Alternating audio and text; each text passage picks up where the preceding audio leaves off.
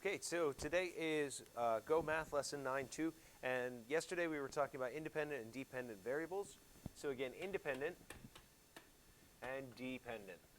If something is dependent, we use this in our language a lot, where we say we depend on things. If I say, well, I got a package delivered at my house from Amazon, and you say, well, how many things are in the package? Well, the total number of things in the package depends on how many things I bought. So if I bought $2 trinkets, so $2 times the number of things that I bought equals the total number of things in my box, or the total cost. So this depends on that. So that's an independent decision.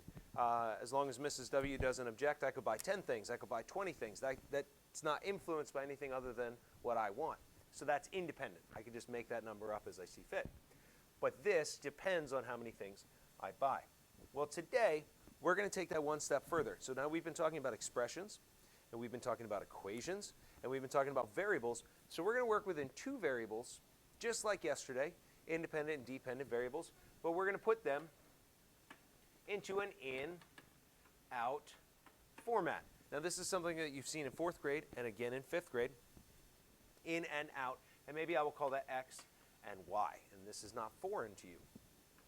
So you might have something like this, and you could say, well, 3 to 6, 4 to 8, 5 to something I don't know, and then I'll just throw a curveball here and I'll say 8 to 16. So the first thing that I need to do is look for my independent and dependent variables. So in is my independent variable. Whatever this is, I put in X, I get out Y. So Y becomes my dependent variable, right? This is dependent. So we know that whatever we're doing with X, we then need to get Y. So I might write an equation that would start with in, or X, and then something that I'm going to do to that is going to equal Y. So I ask myself, how do I go from 3 to 6? Well, I can add 3,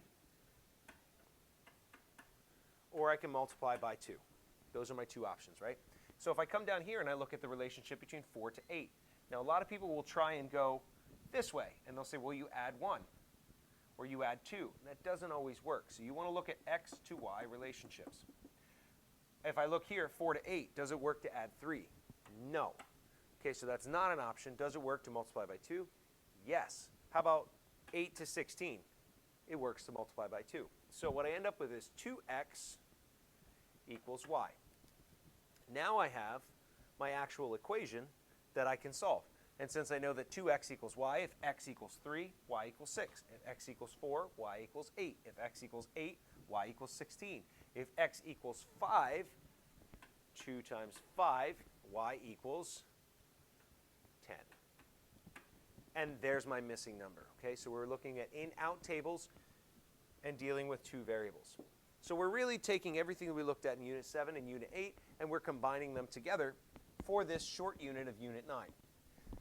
What I'm going to do at this point is we're going to look at the first example in your book, and this we're going to replace x with each input value, and then evaluate the rule to find each output value. And it's very important that you read these directions closely, because first you substitute, you have a rule that you're going to write, which is essentially just an expression, and then this word evaluate. And that's important because if it asks you for the expression and evaluate, you need both to get full credit. So not just write the expression, but find me the answer. So when I look at my rule here, I see that x is my input, y is my output. So whatever I do to the input, whatever I do over here, determines what I do over here. So this is my independent variable, this is my dependent variable. But as we look at our rule here, and we've done rule tables in 4th grade and again in 5th grade, 3 times some number plus 175. Well, what this is this is a story about people who are going ice skating. And they would say it is $3 per hour to ice skate, and there is a skate rental of $1.75, and that's a one-time fee. So 3 per hour plus 175. And I'm going to pay that 175 whether I skate for 1 hour, whether I skate for 7 hours or 9 hours. So that stands alone over here. So now that I'm given an input, let's say I'm selling strawberries or something like that, or we'll just stick with the ice skating. and I'm working the cash register, I don't want to sit there and write out equations in math. Instead, I might make myself a table like this. So people come in and they go, oh, I need to skate for 4 hours. They're very ambitious.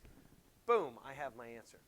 So now, first thing we're going to do is substitute what we have for x into our rule, right? SPEMDES in Mr. W's class. 3 times, and they use the dot here, but we're going to use our asterisk. 3 times, and then it's plus 175.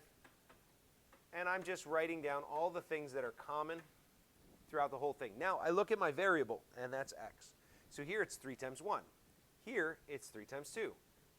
My input here is 3, so 3 times 3, and 3 times 4. The last thing I need to do is have an output, and I would say 3 times 1 is 3, plus $1.75 is $4.75. So we do that for each one. 3 times 2 is 6, plus $1.75 is $7.75. 3 times 3 is 9, plus $1.75 is $10.75. And 3 times 4 is 12, plus $1.75 is $13.75. So now I have an output that is consistent. I have a rule that I'm going to follow each and every time. It is based on input and output, which is a relationship of x to y. A lot of people will look at x and try and follow the pattern up through and then apply it to the next part. It doesn't work. You're looking at how does x, in this case, 3 times the number of hours that I'm skating plus $1.75 will equal my total cost. In this case, that's y. Okay, so I'm looking for my rule. So when dealing with independent and dependent variables, you're looking at which one is a decision you can make and which one will impact the other one. Which one is dependent on what we're doing here. Then you simply input what you have into your rule and solve.